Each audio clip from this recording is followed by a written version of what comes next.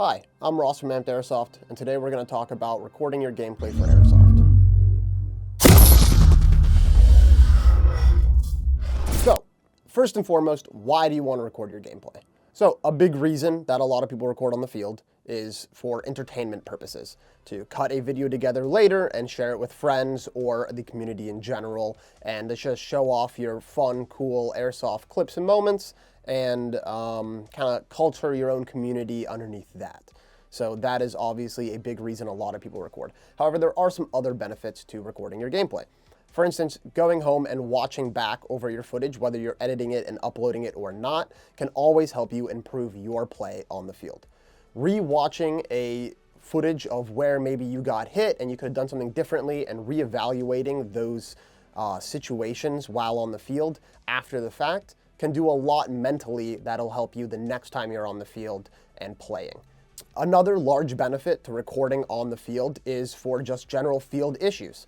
If you have ever had issues with hit calling or somebody saying that something happened on the field and maybe that's not exactly how it went down, having that recording can help you clarify things to either a staff or to that person who might have just been confused about what happened on the field. So I'm going to talk a little bit about action cameras. And that is the type of camera that you would be looking for to record any type of action sports, including Airsoft. And they make a lot of different cameras for this purpose. The most common and most known brand that you're probably going to come across is GoPro. Everyone's heard of it. I have a few different models here. I have the Hero 4, the Hero Plus, the Hero 8, and the Hero 11, the one that we currently use now. This is the Hero 11 Mini. And I'll go over some pros and cons with the GoPros in a little bit. We also have the Runcams here, most known for their scope cams and Picatinny mounted cameras that allow you to get a lot of variety of footage. I also have one of their snake cams here that can Velcro onto the side of a helmet and give you another unique perspective in that sense. Over here on the far right, I have a Sionyx. This is probably the most unique of all the action cameras. It is specifically made for very low light conditions. It is basically a digital night vision unit, and we will go over some details with that. Some cameras that I do not have here that are worth mentioning though is the DJI action cameras. I personally do not have any experience with them, but I've heard that they are quite comparable to GoPro in their quality and recording functions. The last one that I think is worth mentioning is a Contour, the Contour Roam series. They are a camera that's been used in Airsoft for a long time. The company is currently out of business and they do not manufacture new cameras anymore. But I know a lot of people who love to use them. I personally used to run them back in the day. They give you quite a grainy, low quality feel and look, but it almost matches the vibe of that kind of video and aesthetic in a way. When looking at action cameras and what you might want to pick up for yourself, there are a few things that you want to look for specifically. The main thing that you want to look for is your FPS. So that is your frames per second that your camera can record in. Most GoPros have a setting to go up to 60 frames per second, some even up to 120. The Runcams can also do 60 FPS as well as the Sionyx. However, a lot of third-party cameras and some older gen cameras do not go up to 60 frames per second. It is totally all right to shoot at 30 or 24 frames per second. You have to keep in mind that when you are running around the field, you want as many frames to pick up all of that action, especially if you're moving fast and the camera is jumping around a lot, or else you'll get a lot of blurry and kind of confusing footage. So recording with a high FPS is usually your goal when doing any sort of action sports. The next thing to talk about is your camera quality. Most people have heard 1080p, 720p, and so forth. You typically want a 1080p camera. It is going to give you the best footage and quality. However, that is not necessarily the most important aspect of an action camera. So the Contours notoriously came set at 720p. However, you could change their settings to 1080p. A lot of people ran them at 720p. 1080p is really the max you have to worry about. A lot of cameras will advertise going up to 2K, 4K, 6K footage. It can definitely help when editing, especially if you want to zoom in on shots and not utilize that full resolution. However, for the most part, especially in Airsoft, recording at 4K and 2K is just unnecessary and going to take up a lot of storage space on your SDs. So we recommend doing 60 frames at 1080 as your best option for recording settings. And looking for an action camera that is able to do those settings is usually a good place to start when looking for what you want to get and run. So another thing to look for in the GoPro settings when setting up your camera is your field of view. So I typically go for CQB with Super View. Super View is going to give you the widest amount of view. Now you will get a bit of curvature and almost a fishbowl effect on the sides of walls, and the faster you move through a CQB area, the more those walls might look a little weird and flying past. However, it will give you the widest scope of view, and personally I think for CQB it looks really good. Now, if you're outdoors and playing with a bit more range, typically moving into a wide view is going to be better because you're going to get a tighter shot of what you're looking at off in a distance. Obviously, this is more to personal preference. I personally like to see my movements around a field, and with that super wide view and a little bit of a low angle, you sometimes can get all the way down to the feet while you're moving. Obviously, these settings are personal preference. I recommend, if you get an action camera, to go through all of the settings available on it, change them around, do little recordings just to see what you like, and then go from there, because they are all different and totally up to personal preference. For the GoPros, the one that I have personally picked out as being kind of my all-around favorite for filming airsoft is the Hero 11 Mini. So the reason for this, there are a few reasons, but the main one is its size. The size of it allows you to kind of put it on your helmet or mask and keep it relatively out of the way. It does not have any LED screens on it, so there's no buttons to press, no functions that you can do specifically from the camera itself. It is all Bluetooth to your phone, which has its positives and negatives. I'll say that not having a screen on it to be potentially shot out is a good benefit in my opinion. The fact that it doesn't run with one of these waterproof cases is also much better for audio recording, and it has two mounting options, one from the bottom here as well as one from the back. So you really do have a variety of ways to mount this onto your kit. So another good benefit of this model of GoPro is its removable lens. So the lens with a good twist will just come right off, and then it is replaceable, the filter that is.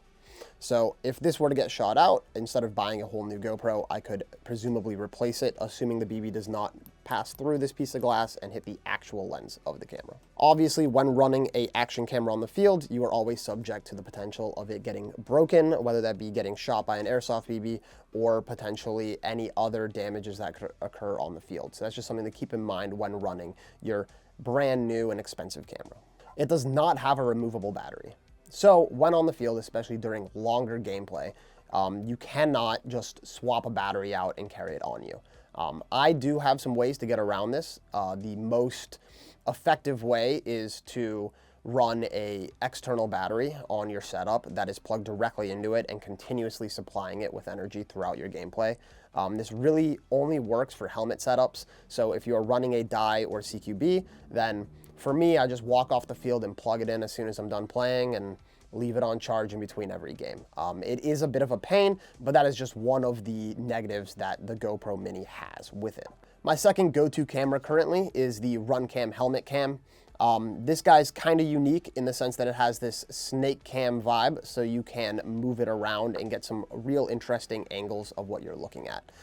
This guy has Velcro on it, so it can Velcro to the side of a helmet, earmuffs, anything of that sort, even if you want to put Velcro onto like a CQB style mask. Part of the reason why I like this is because of its simplicity to use.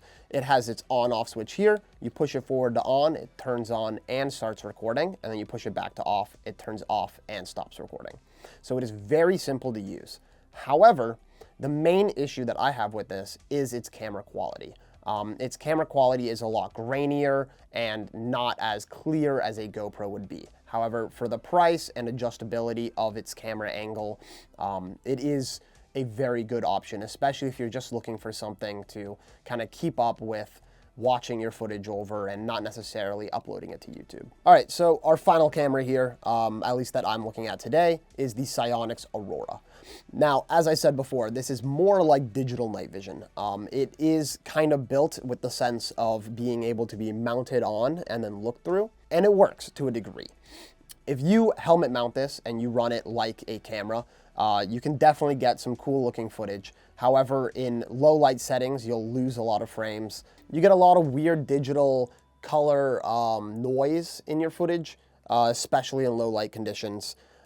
This guy also gives you an inherent punch in at like, I think 1.5, like a 1.5 times zoom. So looking through it, you're always going to have a bit of a depth perception issue, at least with this model specifically. If you ran this on like the side of a helmet in addition to night vision, I think it would be a much more serviceable camera. But at that point, you're dealing with the weight and heft of this thing, which it is quite weighty for an action camera. I thought it was worth mentioning because it is our most expensive option here, and that reason is for its night vision capabilities. However, I don't necessarily recommend a camera like this specifically for airsoft recording, especially with the size of its lens and the potential breakability of it. However, of course, you could get lens protectors for all of these, either custom made with plexi and some 3D printed parts, or most of the companies do sell them additionally. That is totally up to you if you want to keep your action cameras safe. So we're going to talk about mounting your action camera. So there are a lot of variety of mounts out there that you can go with. And there are a few that work better than others, as I've seen personally. So we'll start with the first one. This is a MOLLE mounted clip. It kind of runs through your MOLLE, and then you can attach a GoPro to it like that. They make these clips for other types of action cameras, so you could run a different camera in this setup. I'm using GoPro as my base example because that is the most popular action camera with the most amounts available on the market. So this would be kind of like a body cam looking mount. It would go somewhere on your chest, or honestly wherever you would like to MOLLE it on, and your camera would then attach to it from there. You do get that kind of unique body cam angle. However, it does often come in the way of shouldering a replica and blocking that vision quite often. But if you're not running a helmet setup or even a dye or paintball style masks, and you just have safety glasses on, then this is most likely going to be your best option to get a camera on you while you're out on the field. The second thing we're going to look at is one of these mounts here. This is by Brain Exploder. He 3D prints GoPro mounts for a variety of airsoft purposes. You use these little holes here in it to zip tie it down onto the air vents of your mask, like so. And once it is zip tied on, you can just attach your camera to it, and there you go. This is what I run for most of my CQB gameplay, is a mount just like this. And these will go on other masks other than just a dye. Pretty much any mask that has those venting options up top, it'll go on. Even large safety goggles, it will attach to. Our next mount is another Brain Exploder mount. This is a shroud mount. So this will go directly onto your shroud like here and mount your GoPro like that. There is a wide variety of these available on the market. Amazon carries them, as well as a few other companies and 3D printed ones. This one has 2 arms to it, which give you a little bit more adjustability of where you want that GoPro to sit. Another camera mount that's quite interesting is a side-mounted one. So they make ones that mount to the side of your arc rails here on your helmet, and that can give you a unique angle from kind of like your top right, almost a third person. It works well, especially if you're running night vision or using your G24 for something else. It kind of keeps your front clear. However, I will say it does give you a large profile on the side of your head, and you will bump into walls with it. So just make sure that you're aware that there's, you know, an extra chunk of something coming off the side of your head. So another mount we're going to look at, and arguably my favorite for recording airsoft, is this little guy here. So this clicks right into your G24 NVG mount like so. And with that, you can flip it down and you can get very close to where your eyes would be looking with that camera. You also get the adjustability of your G24 to move it up, down, forward and front, a little further away, closer up. You can do quite a bit of adjustability with this mount here. It is also very easy to click on and off if you want to switch it out for night vision or just take it off your head for a bit. So that is my preferred mount when it comes to a helmet setup. Another reason why I like this setup specifically is because of the battery life. Something that I think is important on the field, especially at a milsim, is getting that battery life. So what we do is we have these TNVC Mohawk counterweight battery packs. And I will Velcro that onto the back of the helmet and throw in just one of these little guys here. This is just your standard portable charger, and it slides right into the TNVC back here. And then from that, you would plug in your charging cable, run it around the side of your helmet, and it'll go right into your side of your GoPro.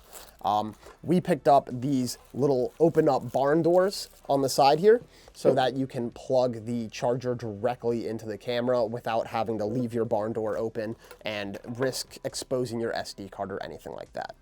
And this seems to work the best for keeping your camera charged when out on the field and playing. And that method does work similarly with any action camera that you would run. So the Runcam, for instance, can plug directly into it as well. So having an external battery pack, even if it's not mounted on your head and just in a bag that you can pull out and charge the GoPro when it dies, is always something I recommend having, especially for those longer form games. The biggest thing when looking to mount your camera is getting it as close to your eyesight as possible. You want it really lined up with where your eye line is going to be. Obviously, it's going to be difficult to get a camera directly lined up with your vision because you need to see. And if the camera's right in front of your eye, you're not going to be able to see what you're shooting at. A camera like the Sionyx Aurora would allow you to see straight through it while recording, but that comes with its own problems. So as far as recording for Airsoft goes, there's a lot of options available out there, and there's really no right or wrong answer. It is really what you feel that you want to run.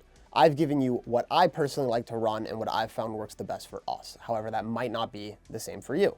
So definitely do some research, look into what you might want, watch your favorite Airsoft creators, and try to get an idea of what kind of angles and cameras that they're using. A lot of people do publicly post what cameras they're running and what gear they have set up on it. And I hope this gives you a start into filming some of your own Airsoft content.